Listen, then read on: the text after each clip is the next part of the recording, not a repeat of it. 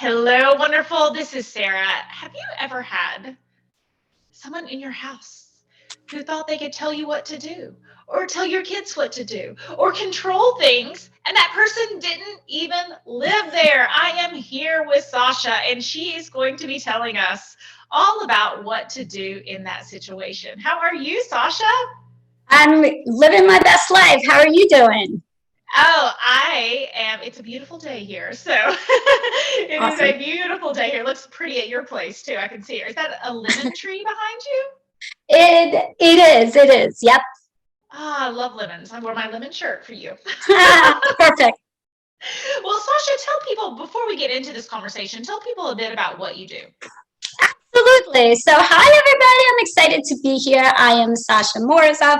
I'm a former executive. I'm a master level trained clinician. I'm a mother of two boys, and I'm the founder of Sasha X Home, where I work with moms who are killing it at the office, but feel like they're feeling at home to have more time, less stuff, and systems to create a peaceful life. Awesome. So, part of a system to have a peaceful life is to have a sense of control over that system and not have someone sabotaging it, right? Do you want to talk a bit Absolutely. about that? Yes, absolutely. So one of the things that I do in my work is we work on relationships because, when you come home, one of the things you're walking into, not just your physical home, but also the family that's there, or the family that might be lingering or trying to be in that space as much as possible. So it really comes down to, okay, well, when you're there, how can you truly be you, be authentic you, and also be able to kind of shut the door on everybody else that wants to kind of be in that room and let your family just be your family as well. And it's all a conversation about boundaries, right? Your work and boundaries between work life and home life, your boundaries between this is my house, these are my rules, this is not your house. Yep. I mean, it's all a part of that conversation, right?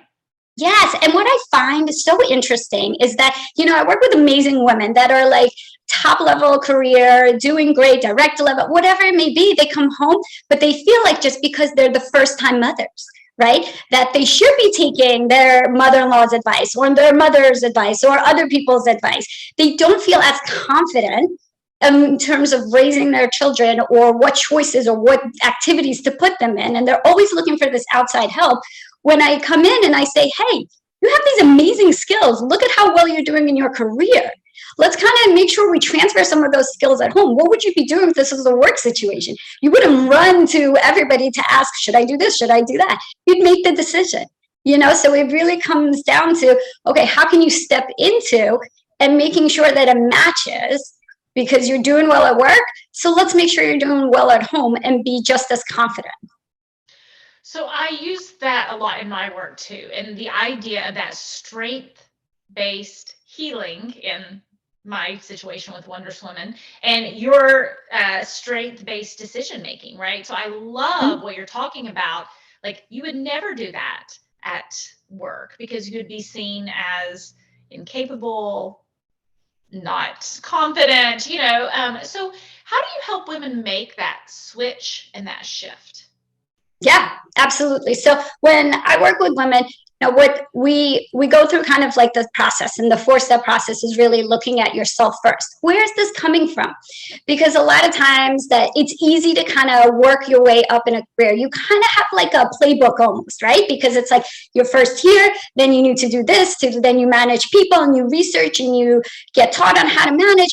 And think about it, as working women, we do a lot of like education on how to be the best manager, or we go to conferences and all of this stuff.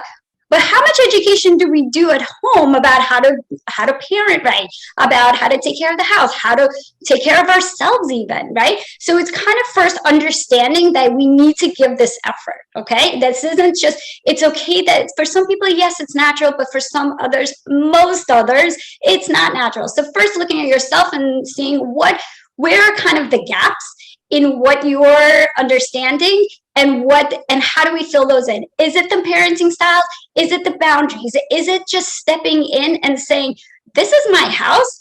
I need to shut everybody out because we need to get a handle? Is it the unbalanced responsibility? What I found more than anything, it's honestly the pressure we put on ourselves. We put so much more of the pressure on ourselves than anything else. So walking through, first looking at the self, then understanding where the gap is, then kind of filling in of what skill needs to kind of creep in there, and understanding and being a learner, being able to say, okay, I'm not that great at this. Sasha, let's work together. Let's talk about this so that way I can try it. And then we can adjust as we go. So it's really just this process of kind of like an art, and building habits is one of the biggest things in there. And understanding that, things take time, right? Is you work with women all the time as well, that things take time. Just like there's not this overnight success. You don't start from the front line and end up at the C-suite. You don't start from, yelling all day, every day, and then the next day you're just this happy stepford wife. Well, I love that. And I liked what you mentioned about the playbook. And so I think that so many women are really good at following the rules. And so if we know what the rules are, we can stay in those lines and do that really well. But setting boundaries within your home, making sure someone doesn't infiltrate your decision making, it's kind of going outside the rules, right? Yes, and a lot of times we're talking about family here, and that's so tough. Because especially if you've been kind of maybe not in the best family dynamic as you were growing up, you're now maybe repeating subconsciously some of those things onto your own children, or you're still the child in the relationship. And that because you're the child, you were thinking, oh, I can't step up because I'm, she knows better, and she's raised 4 kids or whatever. But the thing is that I try to point out is that who has control over your life then? Who's in the driver's seat? And what is it costing you? I think that's the other thing, is that I constantly have heard stories about mother-in-laws and this, and, the wife feels that, she's come into this family and she wants to please. She wants to please everybody. She wants her mother. Who doesn't want their mother-in-law to love them?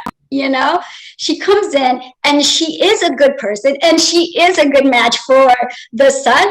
And, as time goes on, things kind of don't see eye to eye, and that's okay. And I kind of talk about would you let this happen in the workplace, just to kind of bounce it back of like where some women feel more confident, right? So would you let it happen? And then outside of boundaries of just what is it costing you just emotionally? That Thanksgiving dinner, if you're thinking about a week before, oh my God, we have to go.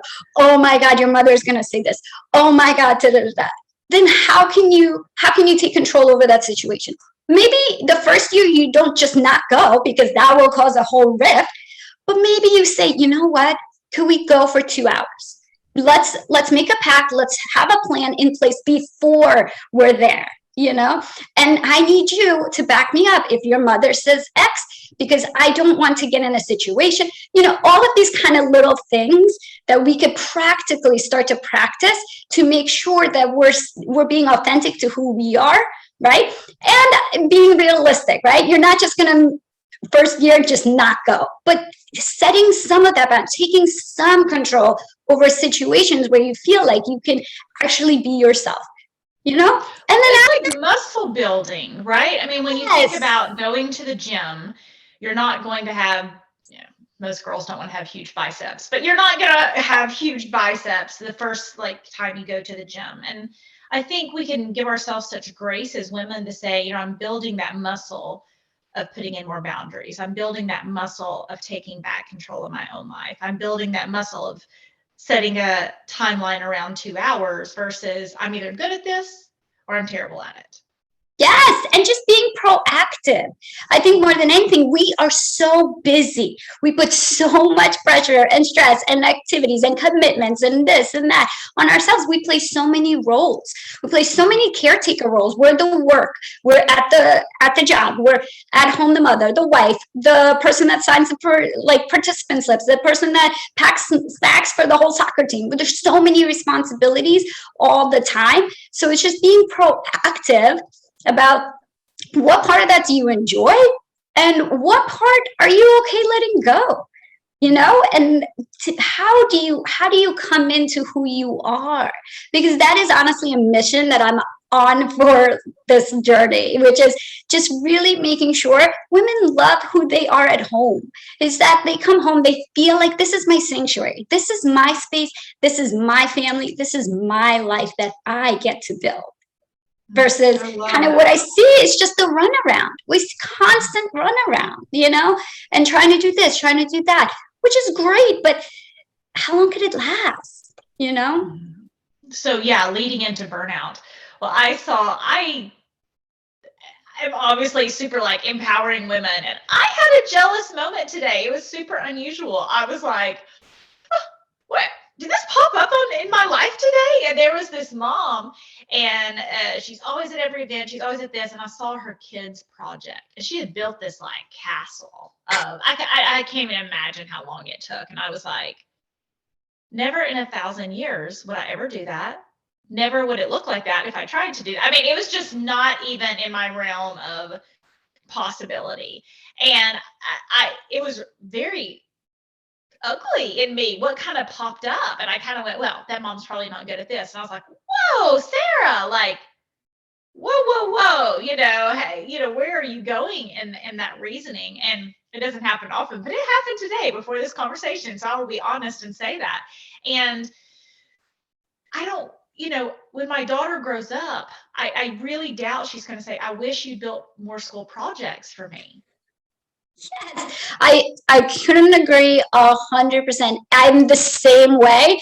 I'm not artistic, and I'm okay with it. That's the thing. It's just, guys, let's let go. Let's be okay with who we are. I know my strengths. That's fine. I'm gonna go to them and be like, girl, props to you. I could never do that. And you know what? My child's gonna still be fine. My child's still gonna survive. If they come home, they're like, "Oh, but Gracie's mom did." I'd be like, "That's great for Gracie's mom. Let's call her next time you have a project." And that's it. Just let it roll off. But it takes time to get there, right? Like we all see the picture perfect moms, right? Or who we think are the picture perfect, and that's great for them. Maybe they're succeeding in that. But at the same time, that's what I say about who are you? Who are you at the core? Do you want to spend? Here's the thing: is at the end of the day, do you want to spend 10 hours building that project? That's not what I heard from your voice. You're okay with the fact that you didn't spend 10 hours building a project. And if it is, and if you are that mom, if you are Casey's mom, Stacy's mom, whoever, that did the project, amazing. I hope you felt joy out of it. Because if not, then let's reevaluate. Yeah, if that's those types of moms, whenever they find that thing with their child. This morning when I was taking my son to school, we were like singing and making up these silly songs and whistling Imagine Dragons and all this kind of stuff. And most people would be like, I do not want to whistle Imagine Dragons at 7:30 in the morning. And he and I are just bebopping along. So we all have different ways of connecting with our kids. But when we can like take off the pressure of comparing ourselves to how everyone else connects with their kids and think about, our creating those own special moments in our life, it can really And help. that's what they'll remember. That's really what they'll remember. They'll remember and think about how much happier your child is walking into school when you're doing something you guys both enjoy. I'm not gonna lie, I try to put on kid morning affirmations as we drive my kids to school. And my kid literally just says the opposite. It's like, I am confident. And he's like, I am not confident, And it's like, that's something I think would be helpful. Clearly, maybe not so much for him. But at the same time, that's okay. We tried, and I've been trying. I will not give up on that one, but that's a different story. But it's just, how are we setting up for our children? What example are we showing them? Because if we're talking to our partner like, oh my God, Casey's mom spent so much time, they did this project and da da da da, our kids are right there. They're seeing that and they're thinking, oh, maybe should we be doing that too? We don't need to put extra thoughts into our kids' heads that aren't there just because we may be kind of struggling with something. Well, and we forget, I think sometimes we kind of think it's a one way. And so whatever I do for my daughter, she's going to think she has to do for her kids. And if I am completely stressed out, all the time miserable, thinking I have to spend 10 hours on a school project that the child's supposed to do, not me, Of like, course. right? I mean, all those sorts of things, like that's pressure that she's going to have to repeat in her life or struggle with the guilt of not living up to what her mother did for her. We kind of forget that piece, right? We kind of think, oh, it's like just giving to our kids. And it's like, well, you're also giving them an expectation of maybe what will end up Yeah, being unrealistic absolutely. parenting for them. And that's literally why the first thing we do is focus on self, because then we look at where did you learn this from? And is this more societal? Is this about the shoulds? Like, well, I should do that project. My Right. kid should be in 10 different activities. I don't Mhm. care for my kid to be in 10 different activities. Just because he's not learning piano like I was forced to when I was little, he'll still be fine. All right. That's kind of my motto, is that they'll be fine. Guys, they'll just be fine, but they'll enjoy their life, and that's all that we can ask for. We are so privileged in being able to give so many opportunities to our children. But when those opportunities kind of turn more, not into toxic, but just turn into more responsibilities, more, we got to run around, we got Pressure. to do this, yes. When that Mhm. pressure starts to kind of go past the line that you set for yourself, that's when we really got to look and see, is this worth it? And it goes, and I honestly talk about this, which is, it all goes back to the values. What is your family value? Okay. If your family values basketball and dropping your kid off every day for 2 hour basketball practice, gymnastics practice, that's great. Own it. That's what your family values. But if that's not what they value, and you're begrudgingly like, oh, I can't believe it, da, da, da, that's where I come in and I'm saying, well, why is this a pain point for you? And do you have to do it? Like, let's figure it out. Can somebody else do it? Can you just drop off instead of sitting there miserably for 2 hours? Who hasn't sat there at like some activity as a parent, like just on the phone, like, okay, when is this class over? When is this class over? Because they might be a little bit younger, right? Like, it doesn't have to be that way. Mhm. We should honor our time. Well, Sasha, I am honored that you have been here with our time today. Can you tell people where they can find out more about you? Absolutely. For any working mom that is listening, head over to my website, sashaxhome.com, and grab 5 steps to come home happy as a freebie. So that way, when you're just getting home, you could already start your day in the right way. Awesome. And Sasha, thank you for helping us on our journey to becoming toxic person proof. Of course. Thanks for having me.